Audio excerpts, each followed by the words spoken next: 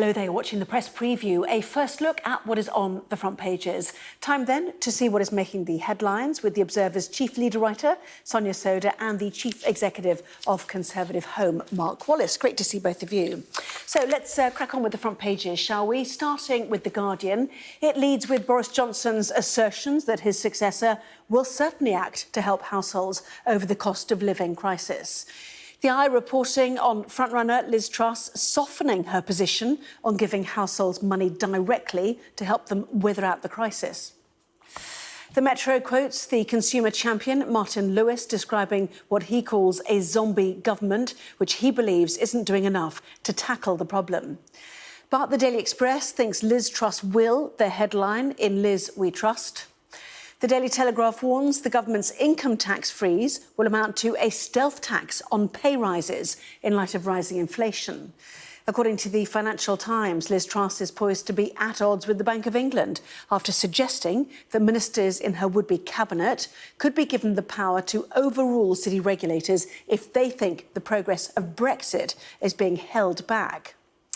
The Sun is leading with the trial of former Manchester United star Ryan Giggs, who's accused of controlling and coercive behaviour towards his girlfriend, as well as assault charges that he denies. That also makes the front of the Mirror. While The Times says some universities have withdrawn books with challenging content from course reading lists. And The Star issues a red alert over the upcoming heatwave, likely referring to the risk of sunburn, while the Met Office has issued an amber warning for hot weather. Quick reminder, by scanning the QR code you'll see on screen during the programme, you can check out those front pages while you watch our guests. So let's go to them, shall we? We're joined by Sonia Sodha and Mark Wallace. Welcome then to both of you. Mark, let's go to the Metro, shall we? Martin Lewis has stepped in on the cost of living, criticising the government for being effectively zombie-style. Really, this is the issue for the Conservative Party and the leadership contest right now. Indeed, and also it must be said for the opposition, for the whole of politics, and obviously for all of us, including all the viewers tonight, being hit in their pockets.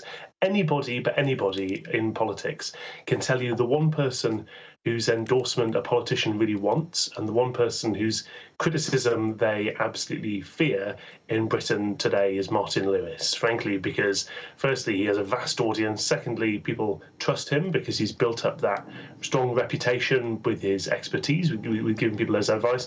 And also, of course, because the very things he's talking about in an age of consumer politics are the fundamental questions of paying your bills, consumer rights. And frankly, the two particular frustrations from my point of view about this. Firstly, this has been such a long time coming. Even I, not an economist, was writing about this well over a year ago. This was going to be the dominant factor in our politics post-COVID, the cost of living crisis that was obviously on the way, even before the Ukraine war. The second frustration is that when he criticised the idea of a zombie government, that's understandable. The fact is this leadership race was necessary, but it shouldn't take as long as it is taking. And everybody's heard all of the arguments. Everybody's heard what both sides have to say. And I think a lot of people increasingly want this leadership race to be done and dusted, and the new Prime Minister, whoever there may be, to be able to get on with the job. Yes, and the Times picks up on this as well.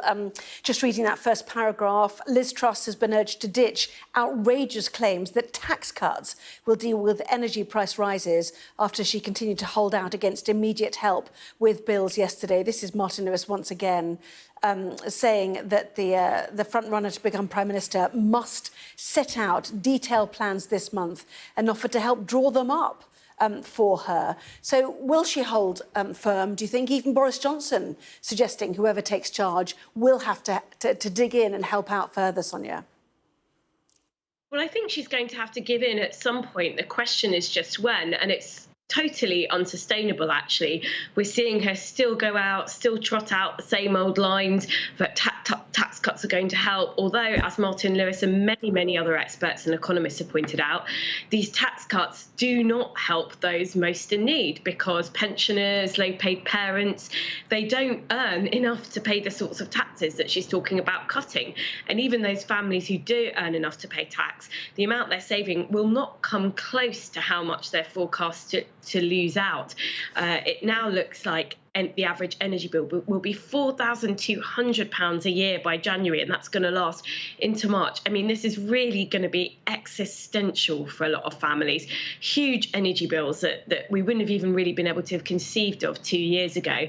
And the very depressing fact of the matter is that we've got the leading candidate to be Prime Minister essentially standing up and continuing to say that she's not prepared to provide the help that families need. And I just think it's appalling and completely unsustainable, really. And I think she will have to U-turn at some point. That's shown by the fact, I think, The Guardian we're going to next leads on the fact that Boris Johnson has intervened in this debate. The fact that even the current Prime Minister is saying she's going to have to step in shows just how unsustainable it is. Yes, let's take a look at The Guardian then, shall we? In fact, Boris Johnson there, the new PM will certainly have to bail out households over the cost of living. Just explain for us, if you can, Mark, this reliance on the idea of tax cuts being the solution.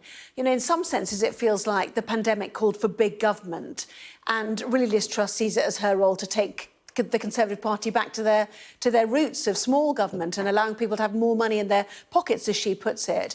Will it deliver quickly enough? And, will it be the solution that people are looking for? Well, I think it is an important principle, an important Conservative principle, that taxes ought to be low and that the money that people earn is better spent by themselves when it's their money spending it in their interest than the state will often spend it. Where I disagree with Sonia is this idea that tax cuts are of no use whatsoever. The fact is that it's quite an uncomfortable truth that over the last decade or more, people on all sides of politics have deliberately set out as a policy goal to use taxes and levies, taxes in another name, deliberately to increase the cost of energy, both for business and for consumers and households. That has been a deliberate, intentional policy. That's why governments have taken pride in adding extra costs onto people's energy bills. Are you talking about the green? Are you talking about which bit of the bill are you talking about? Are you talking about green levies? Is that the bit they've taken pride in? Well, green levies being one part of that, yes. The fact is that when people have talked about deterring energy usage, a major measure in that has been in doing things like green levies and applying taxes. The fact is that green taxation has been seen as a sin tax. It's kind of transitioned into being a sin tax, like the tax on alcohol and tobacco and so on. That's been an intentional policy, deliberately to raise the cost of energy. So undoing those things at a point at which the cost of energy is clearly becoming cripplingly, or is already cripplingly high and is getting even worse, that is part of the solution. Liz Truss is right to suggest that. The wider debate now is whether that is the absolute limit of what needs to be done or what can be done or not. And frankly, I think you're right that there will be other action over and above that. I don't think it's true to say that removing those taxes can't be part of that picture. Frankly, if you're taking measures to either give people money directly to help with their energy bills or effectively provide capital that reduces, that takes money off the top of people's energy bills, it would be ridiculous to do that while also gouging people's energy bills in taxes at the same time. I mean, do both. Yes, I suppose everybody wanted to encourage people to move away from fossil fuels was the idea partly behind that, wasn't it? Which seemed like, certainly a good idea in principle. But in terms of the other element that people are pushing on, which is, removing the national insurance increase, Sonia, does Rishi Sunak need to come out fighting and say, hang on a minute, that is going towards social care, and social care is the one thing that might help the NHS by getting people out of hospital more quickly? Well, I certainly don't think it makes sense to be cutting a tax like national insurance right now. I mean, just to go back to how you support people. So the people that it is most important to support are families on low and middling incomes and pensioners. And the best way to get support to them, if you've got a certain amount of money to spend, is to target it through tax credits to benefits. And you can do that actually, right up to middle income families through the universal credit system, because a surprising number of families actually, because their wages aren't enough to support their families, are entitled to universal credit from the government. So that is the whole point. It's much, much more efficient to do it through a targeted means rather than through lifting levies and cutting taxes like national insurance, which actually help more affluent families a lot more than less affluent families. So that's really the point about this. But, Liz Truss has tried to claim, well, it would be much less efficient. The fact of the matter is we have an excellent and efficient system for targeting families in need. It's called universal credit. The government has used it before. Rishi Sunak has used it to target support on the families that need it. And I'm afraid it just doesn't wash when Liz Truss kind of tries to make out that there isn't a system. The fact of the matter is, if people are paid so little, if you've got low-paid parents in minimum wage jobs working full-time, but they're not earning enough to pay tax, that's because they're on such low incomes in the first place. And I think Liz Truss has implied, oh well, we're cutting taxes because we're helping people doing the right thing. I think that's actually an insult to parents who are working very hard but in very low-paid jobs and who actually need the support the most. So would it be impossible for two candidates who are trying to woo Conservative members to offer a change in benefits? Is that the difficulty? Because the narrative has almost become, shirkers and strivers. So is benefits really not part of the debate right now, Mark? No, I don't think that's the case. I should say I've never heard a Conservative minister or MP, never mind a leadership candidate, use the word shirkers, for example.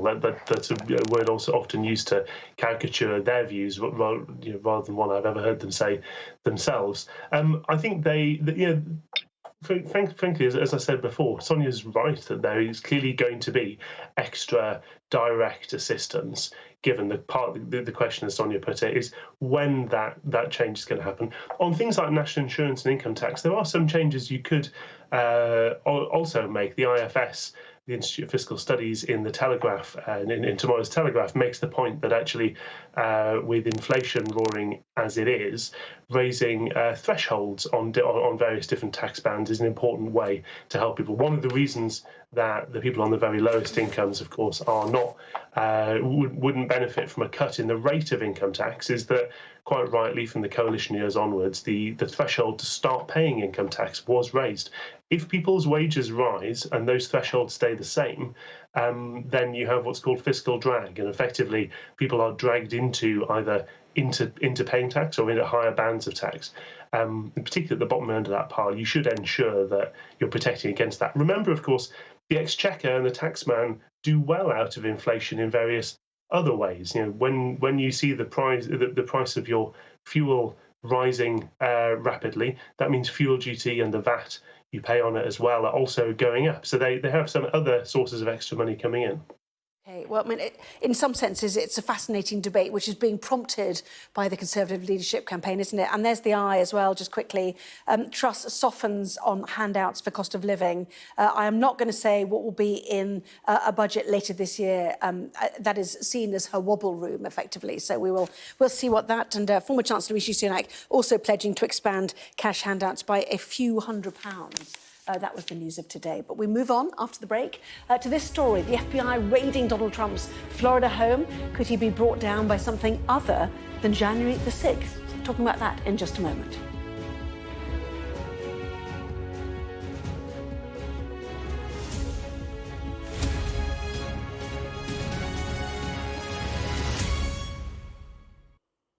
Welcome back. You are watching the press preview. With me now, Sonia Sodha and Mark Wallace. And Sonia, we go to The Guardian. Trump on the warpath. This is after the FBI raided his Mar-a-Lago estate in Florida. We've seen the pictures outside of the flags being waved by supporters. And last night, in the dark, that raiding, including his safe, he told us too. The question is what will happen now, whether this will energise his campaign. Already we're told that emails are being sent out citing the raid as part of a way of donating and getting more money from people.